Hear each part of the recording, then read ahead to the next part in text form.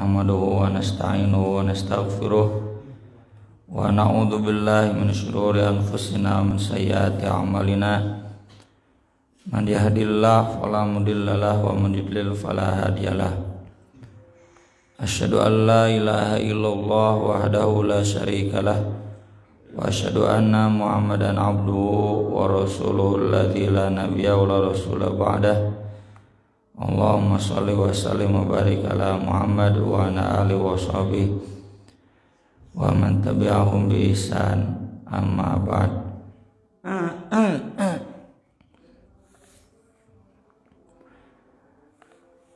Hari Kamis subuh sebagaimana biasa kajian Riyadhus Shalihin. Kita sekarang masuk di bab akhir, hadis nomor 1851 dari Abu Hurairah radhiyallahu an qala Rasulullah sallallahu alaihi wasallam, ayyuhan nas, wahai manusia, innallaha thayyib, sesungguhnya Allah itu thayyib, maha bersih, maha baik. La yaqbalu illa thayyiban, dia tidak akan menerima kecuali yang thayyib. Wa inna Allah, dan sesungguhnya Allah, amaral mu'minin, telah memerintahkan kaum mukminin, bima amara bihil mursalin, dengan perintah yang sama ditujukan kepada para rasul. Faqala ta'ala, Allah ta'ala berfirman, a'udzu billahi minasyaitonir rajim, ya ayyuhar rusul, wahai para rasul. Surat Al-Mu'minun ayat 51. Kulu minat thayyibat, makanlah oleh kalian dari yang thayyib-thayyib. Wa'malu sholihah, dan beramallah soleh. Inni bima ta'maluna alim, sungguh aku mengetahui apa yang kalian kerjakan. Ini perintah kepada para rasul. Wa qala ta'ala, dan Allah ta'ala berfirman, ini perintah kepada kaum mukminin.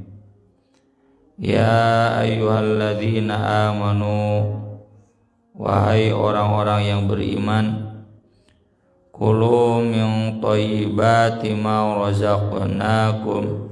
Al-Baqarah 172. Makanlah dari yang thayyib apa yang kami rizkikan kepada kalian. Washkuru lillahi in kuntum iyyahu ta'budun, dan bersyukurlah kepada Allah jika kalian ibadah hanya kepadanya. Kalau di surat An-Nahl, washkuru ni'matallah in kuntum iyyahu ta'budun. Tsumma dzakara, kemudian Nabi menceritakan, ar-rajul yutilus safar, ada seorang laki-laki yang telah safar cukup lama, atau telah lama dia menempuh satu perjalanan safar. Ash'atha, rambutnya kusut, aghbara, tubuhnya penuh dengan debu. Yamuddu yadaihi ilas sama, dia mengangkat tangannya ke langit. Ya Rabbi, ya Rabbi, wahai Rabbku, wahai Rabbku. Wa mat'amuhu haram, tapi yang dia makan haram. wa mashrabuhu haram, yang dia minum haram, wa malbasuhu haram, yang dia pakai juga haram, wa ghudhiya bil haram, dan dia juga diberi makan dengan yang haram. Fa anna yustajabu lidzalik, maka bagaimana mungkin doanya tersebut diijabah? Kita harus bedakan antara kalimat awal yang sifatnya umum dengan contoh kasus yang sifatnya khusus, agar jangan dipahami bahwa kalimat yang umum itu maksudnya khusus. Allah, Rasul sallallahu alaihi wasallam tadi sudah menegaskan, innallaha thayyib la yaqbalu illa thayyiban. Allah itu maha bersih, maha baik, dan tidak akan menerima kecuali yang baik, yang bersih. Tidak akan menerima apa? Menerima semua yang harus diterima oleh Allah. Apa yang harus diterima oleh Allah? Yang pokok adalah amal, dan doa itu bagian dari amal. Sedangkan contohnya ini doa. Jadi jangan dipahami Allah tidak akan menerima doa orang yang hidupnya belum thayyib. Bukan doa saja, semua amal, sholat, zakat, haji, saum mau diterima ku Allah kalau hidup kita belum thayyib. Atau kalau kita mau perluas, semalam dibaca ayatnya oleh Syahdan, doa itu kan ibadah. Wa qala rabbukum ud'uni astajib lakum innal ladzina yastakbiruna an ibadati, kadenya ibadati pondok lain ibadati, saya dokhuluna jahannama dakhirin. Jadi doa itu disebut ibadah. Dalam hadis ad-du'a wal ibadah, ad-du'a mukhul ibadah. Semua ibadah itu pasti doa. Sholat doa, zakat doa, saum doa, temake doa mau diterima, haji doa, semua. Jadi meskipun ini contohnya doa, bisa diperluas dalam makna ibadah, karena memang semua ibadah ujung-ujungnya doa. Gak mungkin ada ibadah yang tidak ada doa. Ad-du'a mukhul ibadah. Di dalam ibadah itu doa itu sumsumnya, ya, intinya. Jadi Allah tidak akan menerima semua ibadah kecuali yang thayyib. Dan thayyib di sini bukan hanya ibadahnya saja, tapi keseluruhannya satu paket. Kenapa? Dalam contoh yang tadi Nabi sebutkan, kata para ulama, sudah ada 4 hal yang menunjang dia untuk diterima ibadahnya. 1, safar yang lama. Ada hadisnya, di antara penunjang doa di ibadah diijabah itu adalah safar. Semakin lama, semakin jauh safarnya, semakin diijabah doanya. Tentu karena safar itu memberatkan. orang yang dalam kondisi safar dia pasti berdoa dengan khusyuk. Harus dibedakan safar dalam konteks hari ini, ada safar, ada wisata. Saparna anu wisata inget kan ngadoa teu salat kita langke.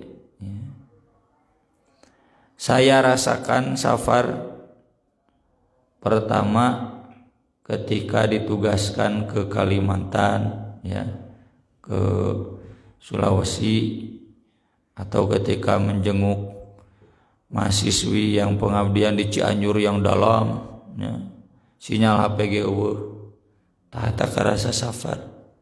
Kita ada dalam ketakutan, komo diberi hujan gede, ya, di leuweung. Kepikiran bagaimana kalau mobilnya beak bensin, wah aing kudu lempang, ya. Datang ka ditu listrik, wah itu karasa safar. Dalam kondisi seperti itu ingat anak istri kannya ngadoa nage habak. Itu mengapa Nabi dalam hadis menyebutkan safar itu diantara penunjang, bukan jaminan pasti, penunjang doa diijabah. Atau pertama kali saya keluar negeri, ya, naik pesawat ke Malaysia, kerjaman SMS kan nih, wah nepikeun ka detail SMS teh kan di bumi teh, kio nah bisi balik tinggal ngaran. Kade ke namanya ke Singapura sebulan 2 kali dulu ketika tugas, boro-boro. Jadi tergantung konteks safarnya. Ketika tugas Kalimantan ku Sulawesi naik perahu, atau ketika kemarin ke Sapekan, wah tamanyaan saparna teh, ya. Kita naik perahu nelayan asar datang ke Bali jam 3 subuh, asar jam 3, hampir 12 jam, 10 jam. Teu ningali pulau, teu ningali lampu, nya nu katingali teh langit we. Satungtung kulingan teh laut itu karasa safar, ya. Makanya di sini disebutkannya yutilu itu berarti safarnya jauh, lama, susah. Lain sapar-saparangna ka Pangandaran lah boro-boronya kuduna dina beus teh loba dikir ngadon nyararan nyi dangdut ka Pangandaran. Bejana cenah usah oge nyi dangdut, untung abdi teu apal. Kemudian yang kedua, as'atha aghbar, rambutnya kusut. Ini tubuh penuh dengan debu.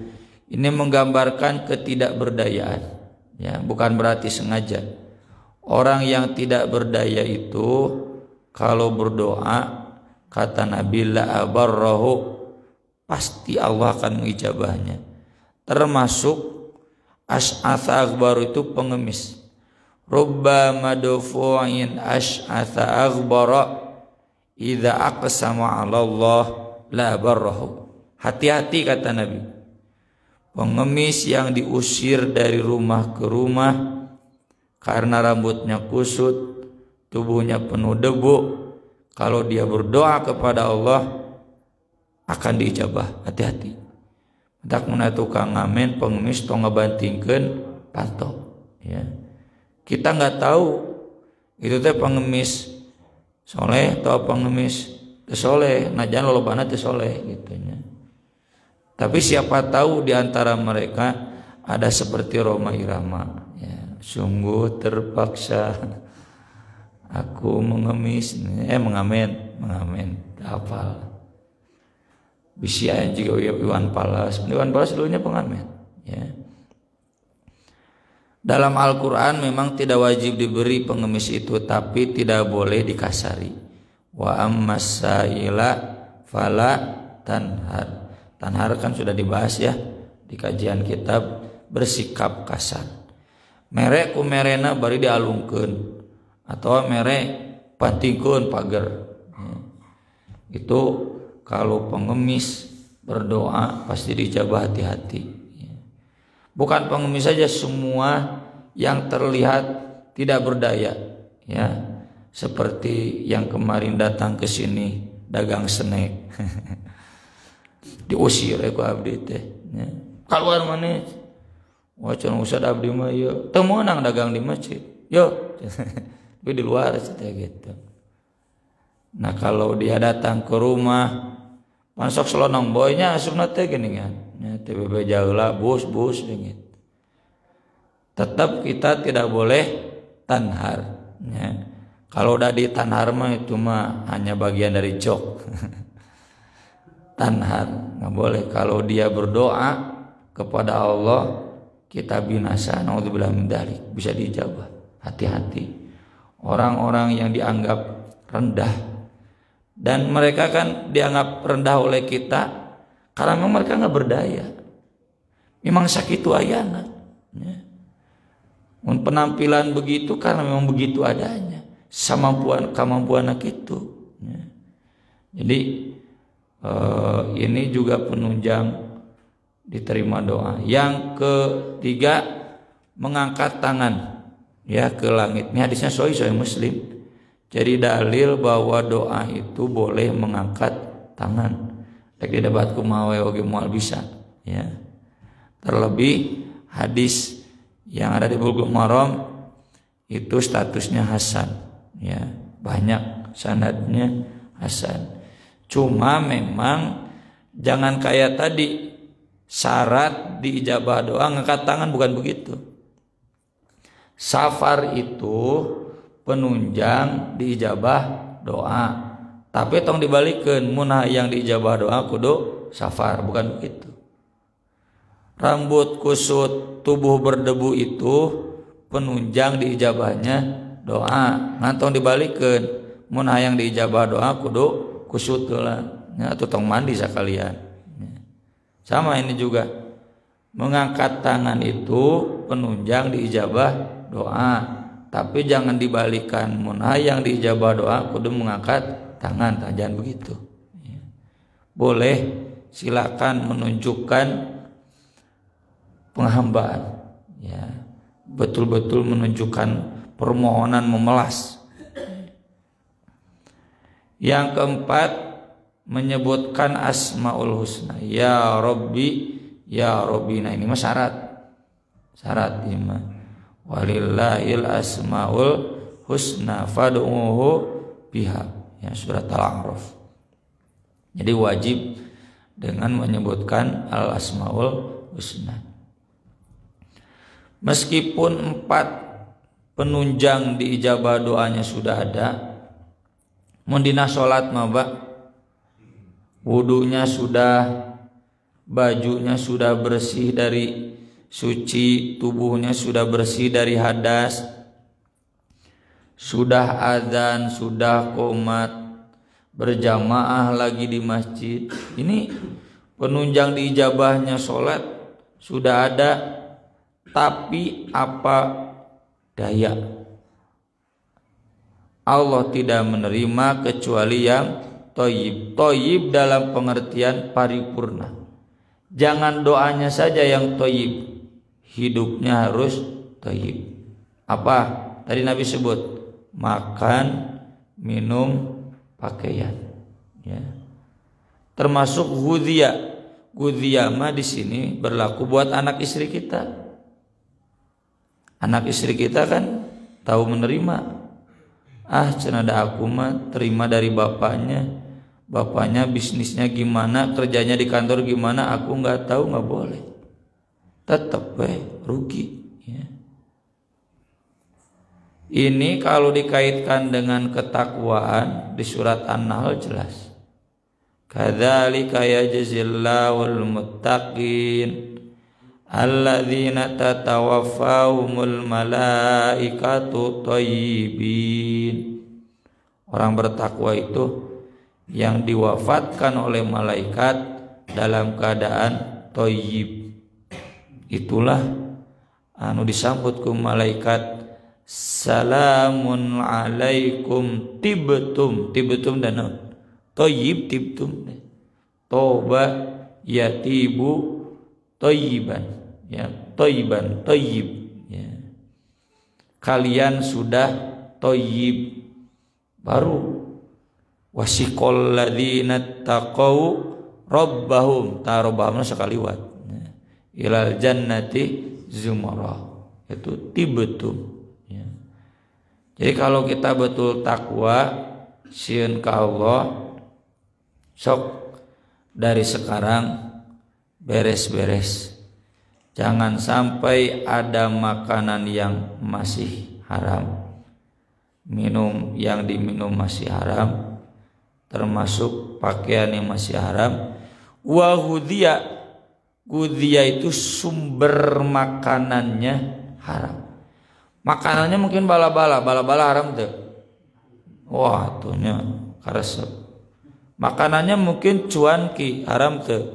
Ente. Tapi membeli cuanki itu, nah itu hudhiya bil haram. Asal hartanya dari yang haram. Kalau itu yang terjadi, maka rugi kabina-bina. Ini orang ini nggak tahu, nggak nyadar. Pokoknya berdoa itu begini. Dia abai dengan makannya. Dan tidak ada yang memberitahu. Allah juga ngasih tahu. Mana yang mau diterima gara-gara daran teu jadi bejaan ku Gusti Allah. Jadi kita jangan punya dalih nggak tahu, ya. Barusan kemarin, ya, saya sindir sampir, bukan sindir sampir, kita ngajawab mungkin tuh, abdi ngajawab narada telenges gitu. Ketika ini rekeningnya bisa dibahas meminate di pimpinan teh. Saya bilang harus BUMN yang syariah. Kalau nggak ada BUMN, pokoknya nu syariah. Ayo guys disepakati. Usah cina, nu ustad, nu muamalat teu naon. Atuh cina padahal mar rekeningna nu BCA nu sadayana gaduh cina gitu. Wah, eta moal. Kita mau akad syariah, masa masih pakai BCA? Jadi kalau ibu darurat silakan urusan ibu, tapi saya nggak darurat. Ya. Memang para ulama termasuk di lariba itu binanu saduus membolehkan pakai rekening BCA, Bank Mandiri, tapi sebatas kurir tenaun nya narima geus kitu cokot sebagai transaksi saja syarat. Siga kieu lah. Saya minta orang kafir kok ieu mi HP-nya mun aya bapak dadi ke pamikeunkeun, tah jiga kitu. Tapi bukan berarti memberi modal kepada singko jang usaha. Kalau kita memberi modal ke singko orang kafir jang usaha, sama berarti dengan mendukung kekafirannya dia menjadi maju. Apalagi usaha orang kafir mau paduli halal jeung haram. Tapi gitu mah, kok dadi udah janjian mau ke sini ke Pasar Baru jam 10 can aya wae, cenah macet di soreangna, ini nitip ya, gitu. Kayak bikin kadang oke, cek singko teh Pak Haji. Insya Allah ada orang Kristen kayaknya mau sama insya Allah, insya Allah, abdi insya Allah bisa dipercaya, cenah gitunya. Orang Kristen ya mungkin alhamdulillah insya Allah ini. Boleh nggak begitu? Boleh. Jadi kalau pakai BCA Mandiri, udah geus puguh. Bisnis nu haram mungkul, ya. Transaksinya bukan transaksi syariah, transaksinya riba. Nggak ada yang nana tangan di BRI, di Bank Mandiri, di BCA, akadnya akad syariah, pasti akadnya akad riba. Kalau kita nyimpen di BCA, ngamodalan BCA, haram, jelas haram. Dan hidup kita tidak akan diterima ibadahnya. Aik itu mah di BCA, saukur, mi HP, bisa direct transfer, para ulama membolehkan. Atau pembayaran, ya. Saya dulu punya rekening Da kudu Bank Mandiri nu tasma 50 juta. Mau mencetek ieu atuh muamalat ka BNI Syariah itu boga 3 rekening teh nya. Syariah. Harus Bank Mandiri bikin. Asup langsung nya da enak zaman kieu atuh. Pindahkeun. Jadi alasannya da atuh cenah abdi mah teterang meninggalak da. Mending digalakan di dieu nya daripada ke digalakan di akhirat ya. Jadi jangan ada alasan karena tidak tahu. Ini wacana ini sudah dilandingkan oleh guru kita Ustaz Latif Mukhtar nya adiknya Bah Emen itu dari tahun 90 sebelum ada BMI, sebelum MUI bikin BMI Bank Muamalat, guru kita sudah bikin Bank Amanah Rubbaniyah. Itu lebih dulu daripada Bank Muamalat. Iya karyawan di dia ya. Jadi kenapa? Karena visi besar. Urang teh kalau kumage di bank teh akan riba unggul. Kira aku dek satu lina hirup di nu haram. Harus ada upaya. Da cenah ujung-ujungna mah KBI eta kakara darurat. Tapi masalah kita nggak boleh nyimpen di orang kafir, nggak boleh transaksi riba, nggak boleh membiayai yang haram, nggak boleh bercampur dengan harta-harta yang haram. Nyimpen duit teu puguh sumberna di bank syariah nggak boleh diterima. Anu money laundry teh nya aya di bank konvensional mah asup we. Komo di Singapura mah nya mentak cek KPK Singapura surga koruptor. Menang aja korupsi bebaskeun di Singapura. Teu paduli orang Singapura. Ya, memang kenyataannya begitu. Jadi kalau di bank syariah nggak boleh, harus jelas. Ini uang siapa dari mana? Ya. Itu yang begitu-begitu sudah nggak darurat. Ya. Ini dalam upaya ikhtiar kita hidup thayyib. Tentu bukan itu saja. Makan, ya. Teman saya yang LPPOM MUI, Pak Ustadz punya tugas menyadarkan umat hanya makan yang ada label halal. Kalau nggak ada, himbau jangan, karena subhat minimal. Cete Pak, ay tolak angin mah piraku cete aya awan gitunya. Da orang Cimahi meskipun tinggalnya di Bogor. Da mulai babian meureun cenah gitu. Jawaban dia menukik, sebagai perusahaan besar ketika mereka tidak mau sertifikasi halal, itu jadi pertanyaan besar, ada apa? Data susah cenah sertifikasi halal.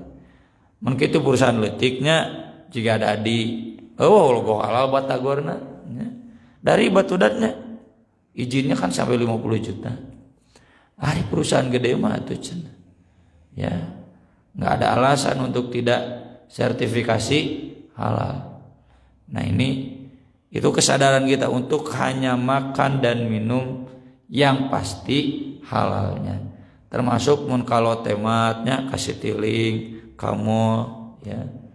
Saya juga dulu ketika pertama ke Singapura bingung teh dahar di mana. Ya. Pak, makan di mana? Restoran halal. Oh iya pasti kita usah di restoran halal. Restoran orang India. Indianya India Pakistan, ya, anu muslim. Jadi dan sekarang justru aneh nate wisata kuliner halal itu yang nomor 1 di Vietnam. Padahal Vietnam negara komunis, ya, Jaba Buddha di nate komunis nage, tapi restoran-restoran halalnya paling banyak, lebih banyak daripada di Indonesia. Tapi orang-orang Indonesia merasakan orang Islamnya pasti halal, jadi nggak menempuh sertifikasi halal. Padahal tetap ya untuk menjamin pembeli aman bahwa ini betul-betul sudah teruji kehalalannya. Minuman sama pakaian, semua hal-hal yang terkait kehidupan kita harus kita pastikan halal agar semuanya diterima oleh Allah Subhanahu wa taala. Kalau tidak, rugi nepikeun ka akhirat, capek we teu kapake. Ibadah saususuna oge moal ditarima ku Gusti Allah. Naudzubillahi min dzalik. Aqulu qouli hadza wa astaghfirullah li wa lakum. Subhanakallahumma bihamdik asyhadu an la ilaha illa anta astaghfiruka wa atubu ilaik. Wassalatu wassalamu ala Rasulillah. Wassalamu alaikum warahmatullahi wabarakatuh.